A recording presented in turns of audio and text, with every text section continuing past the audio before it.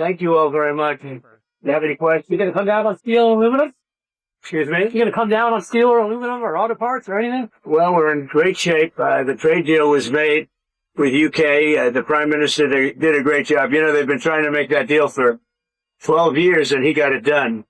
So everybody respects it. It's going to be a lot of jobs for here and great for America. And, in terms of even the relationship, our relationship is unparalleled, but it keeps it even closer. You know, when you're able to have a good trade deal, it keeps it even closer. So the best of you to be done on whiskey and tariffs. Whiskey? Well, we'll talk about that. I didn't know whiskey was a problem. I'm not a big whiskey drinker, but maybe I should be one of them. Maybe I'll have some whiskey today.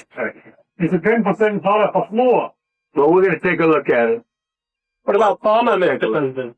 We want to make the Prime Minister happy. We want to make, by the way, your First Lady, I would say First Lady, she's a respected person all over the United States.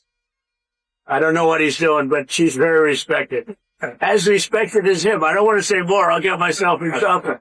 But she's a great woman and very highly respected. What do you have to say on Gaza today? What do you hope to accomplish? Yeah, well, we've, as you know, given a lot of money to Gaza for food and everything else. A lot of that money is stolen by Hamas, and a lot of the food is stolen.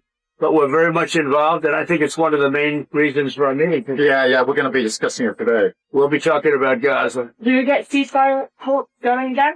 Well, we want to get it going, but as you know, with Cambodia, they just announced a very big, it was peace. That was going to be a very bad war. And so we're honored we got involved, and it's essentially settled. I think they're going to be settling it today. So it went for a few days. That was going to go on for years. That could have gone on for years. Millions of people could have been killed. We ended the war, and we're very happy about it. The Prime Minister says that recognizing the Palestinian state will be a concrete step towards a lasting peace. Do you agree with his position? Well, I'm not going to take a position. I don't mind him taking a position. I'm looking for getting people fed right now. For me, that's the number one position, because you have a lot of starving people. You have people that, the United States recently, just a couple of weeks ago, we gave $60 million. It's a lot of money. No other nation gave money. I know the Prime Minister would if he knew about it, and he really knows about it now because we're going to be discussing it. But we gave $60 million. Nobody said even thank you. Thanks. Somebody should say thank you. But other nations are going to have to step up. When I spoke to Ursula yesterday, she said that the European nations are going to step up very substantially too. Can you discuss the importance of free speech today? Well, free speech is very important. I don't know if you're referring to any place in particular. Perhaps they are, but we've had free speech for a very, very long time here, so we're very proud about that. Well, what's your advice on the small boats crisis, Mr. President? How would you deal with it? What's your advice on dealing with the small boat crisis in this country? The small boat. It's about the boats coming over the channel, so we're taking a lot of action to stop people coming over the channel who shouldn't be here. Stopping them coming in the first place. Well, immigration is a big factor, and I think, frankly, if they're coming from other countries and you don't know who they are, and are they coming from prisons? We have them where they came in from prisons. We're moving them all out. We had a border last June, just recent, last month. We had 0 people come into the country, 0, other than coming through legal means. If you're stopping immigration and stopping the wrong people, I give my hats are off to you. You're doing not a good thing. You're doing a fantastic thing. So I know nothing about the boats.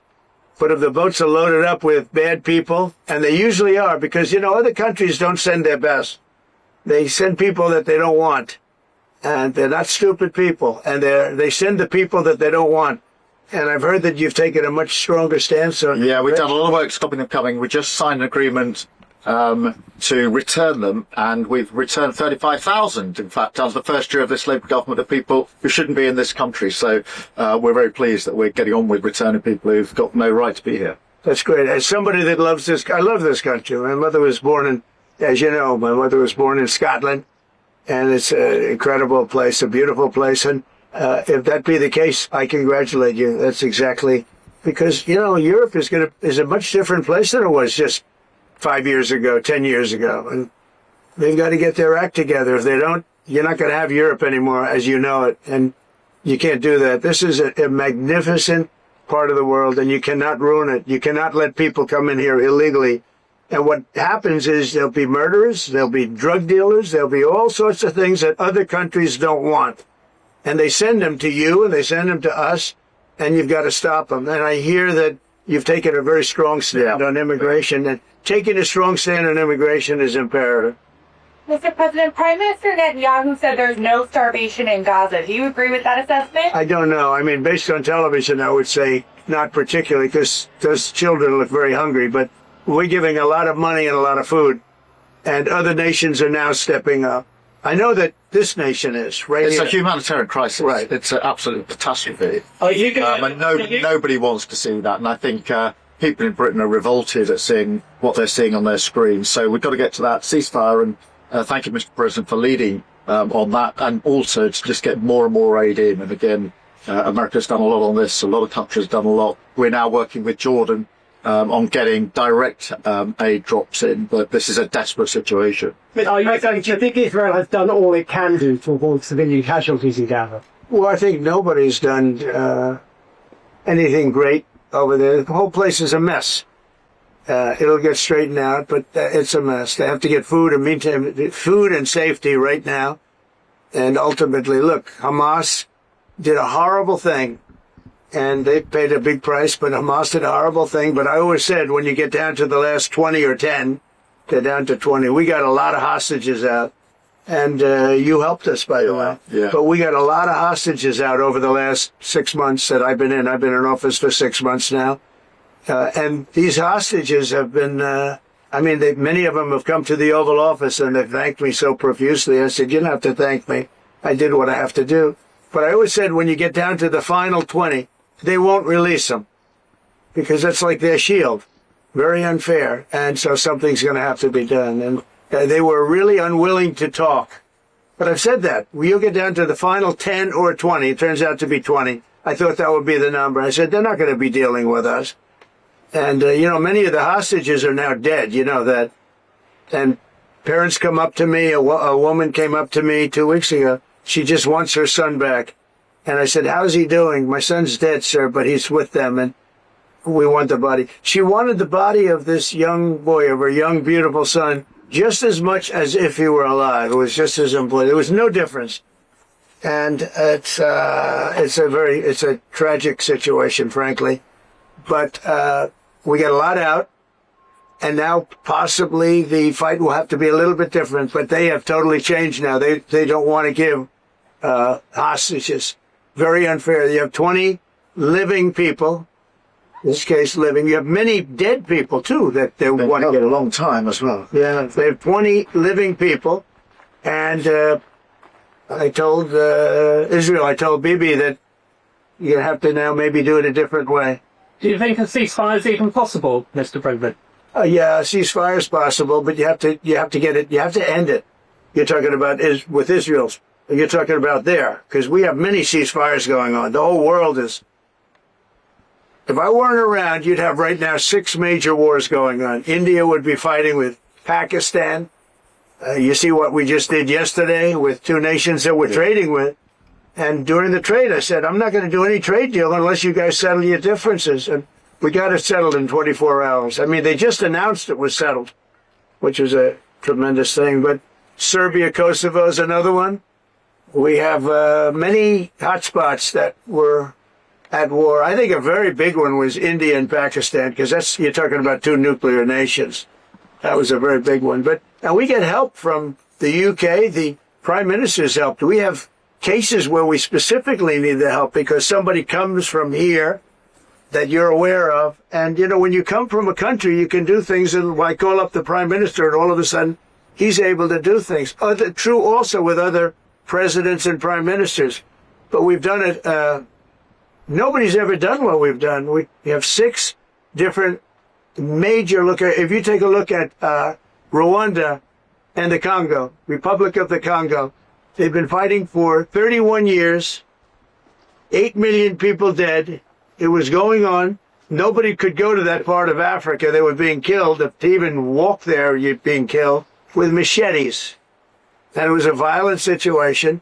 And I was able to, they liked Trump. They wanted to make a trade deal with Trump. They wanted us to take their rare earth.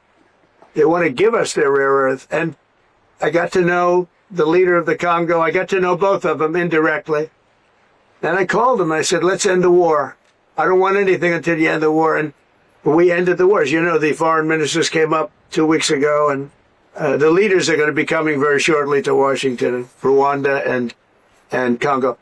I mean, that's another one that we did. So we've done a lot.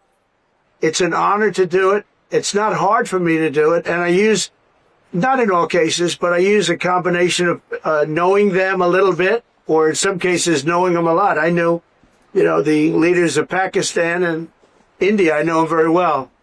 And, they're in the midst of a trade deal, and yet they're talking about nuclear weapons. I say, this is crazy. So I said, I'm not doing a trade deal with you guys. And they want the trade deal. They need it. I'm not doing a trade deal with you if you're going to have war.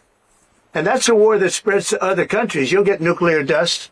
We'll all get nuclear dust. When they start using nuclear weapons, that stuff blows all over the place and really bad things happen. So maybe we're being a little selfish when we want to save wars too. But we stopped a lot of wars, and it's a great honor to have done it. Thank you all. We're going to be talking inside very much about Gaza and the humanitarian aspects of Gaza. Yeah. Mr. President, what about Russia and Ukraine? You're talking about ceasefires. What's the latest? I would have said 5 times we would have had a deal. I've spoken to President Putin a lot. I got along with him very well.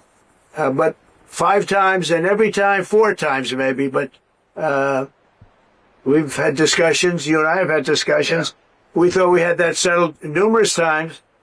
And then President Putin goes out and starts launching rockets into some city like Kiev and kills a lot of people in a nursing home or whatever. You have bodies lying all over the street. And I say, that's not the way to do it. So we'll see what happens with that. I'm very disappointed. I'm disappointed in President Putin. Very disappointed in him. So we're going to have to look, and I'm going to reduce that 50 days that I gave him to a lesser number because I think I already know the answer what's going to happen. Okay? Thank you very much, everybody. We'll see you later. Well, right then.